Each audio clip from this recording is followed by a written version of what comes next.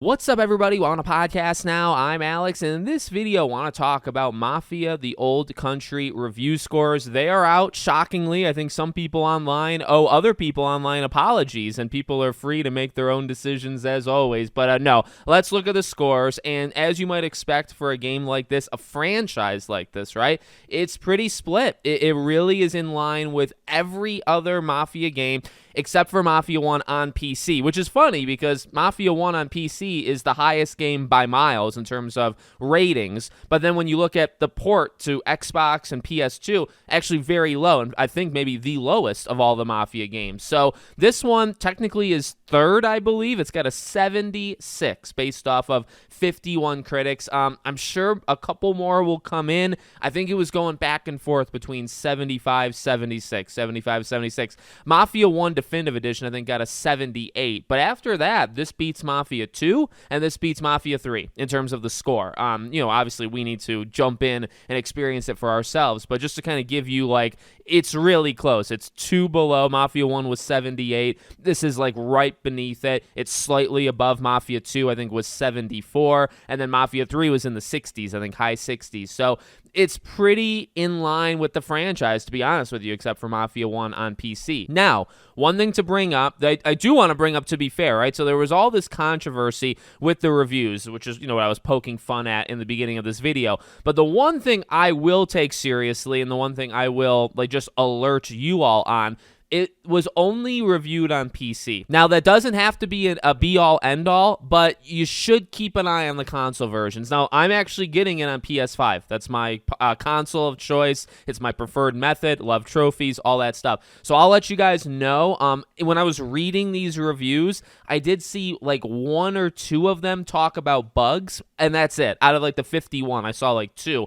So, but this was only on PC. They didn't let anybody play it on console. So tonight, when this unlocks, it'll be the first time people with a voice, and that are allowed to have a voice, will be able to play this game on the consoles that, were not played here. So just to throw that out, because, it could be a situation where the consoles are significantly worse, or maybe they're better, but like I said, bugs didn't really seem to be an issue on PC. So really, we're looking for the consoles to match it, or, are they going to actually be worse? We'll find out, tonight heading into tomorrow.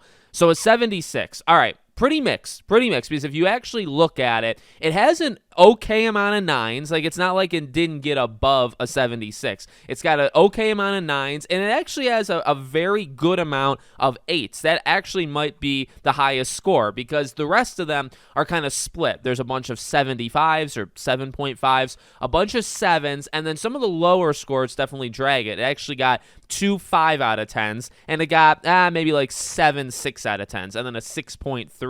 Of course, because a 6.3 is drastically different than a 6.0. But anyway, so pretty split, right? Some of the 8s and 8.5s kind of negate the 6s, but then those 5s really kind of bring it down.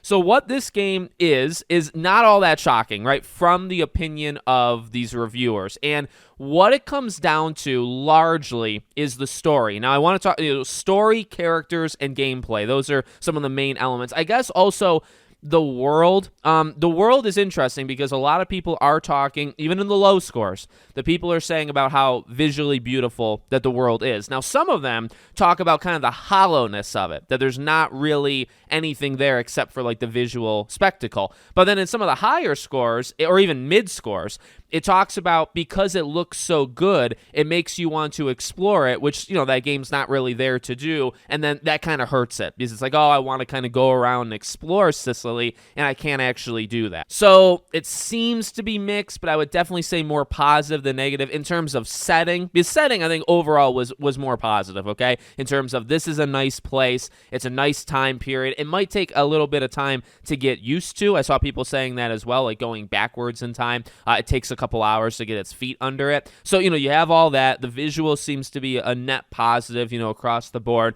The gameplay is definitely one that this is tough to read, okay? Because again, like you look at the other games, and I've said this before, I just replayed, 1, 2, 3, okay, in the last like month. So I'm used to that clunky, heavy, really not all that dynamic gameplay. I've said what makes any of these games good in the gameplay department is the diversity, is putting you in different situations and trying to make you not do the same thing for too long, because that's where it gets stale. Really, that's where any game gets stale, but specifically a game like this where there's or a franchise, there's not really anything going on at any given point with the gameplay, so you gotta kind of mix things up as much as possible. So this is what's hard about reading it versus like playing it ourselves, because you see that kind of stuff. You see, well, the gameplay's fine, or the gameplay's what it's always been, or the gameplay's bad, it's hollow. It feels like, I saw one that said it feels like an early 2010 game. Okay, then what does Mafia 2 feel like? What does Mafia 1 feel like? Because, I don't,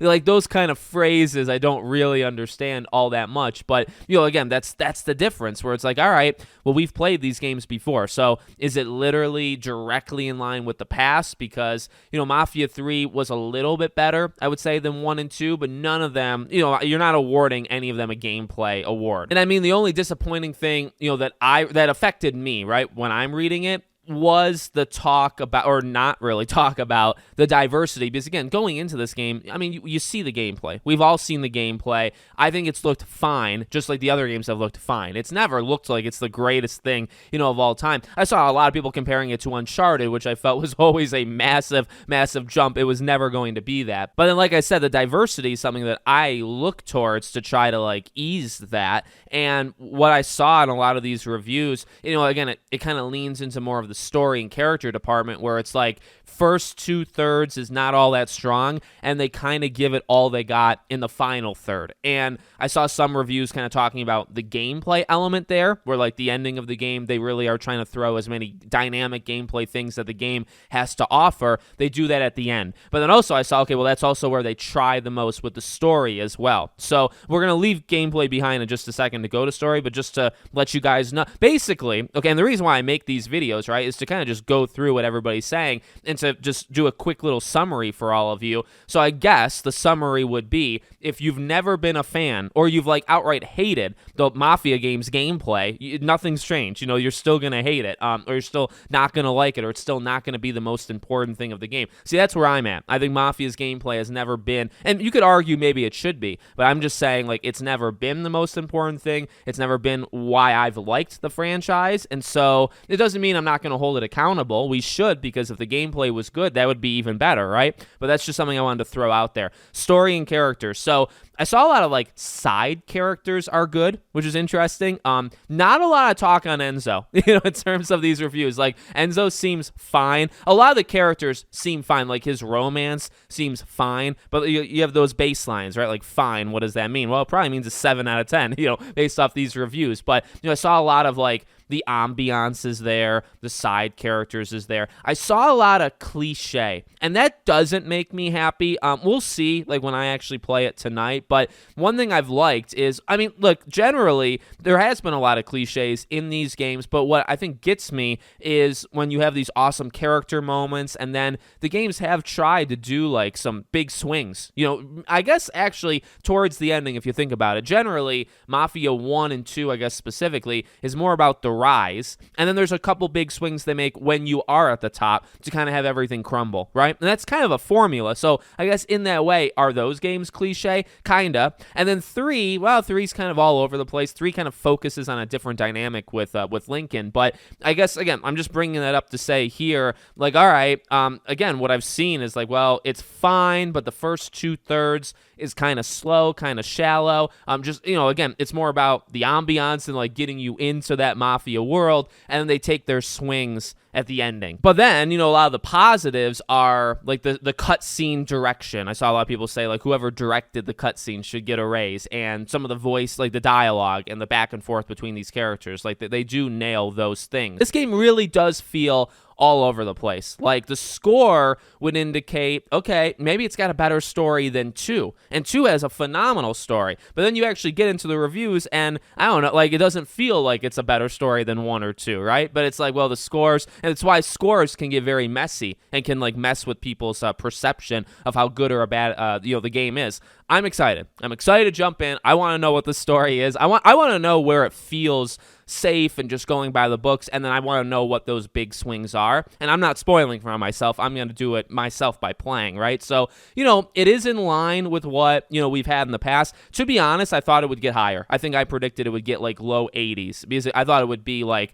a substantial step up from 1 definitive, 2 definitive, and 3. And it doesn't seem like it. It seems like it's more right in line with literally everything we've gotten. Everything we got 5 years ago, it seems like this falls directly in line. So, I mean, that doesn't have to be a bad thing. In fact, that could actually be a good thing depending on your opinion of those games, and I'm looking forward to it. I'll be playing it tonight. I'm not going to rush, but it is a short game, by the way. I saw a lot of people say 12 hours, which, by the way, when I think short, I think like 4 to 6. 12 is not necessarily. In fact, you go back 15 years ago, every game was 10 hours, so 12 hours is actually longer than the average a little while ago, or the average of really Mafia 2's era. This is longer, than that. So I'm okay with it, but I'll be playing it, and I'll be giving you guys some videos over the next couple days. Let me know what you think. Make sure you're subscribed, bell icon turned on, and I hope to see you all on the next one.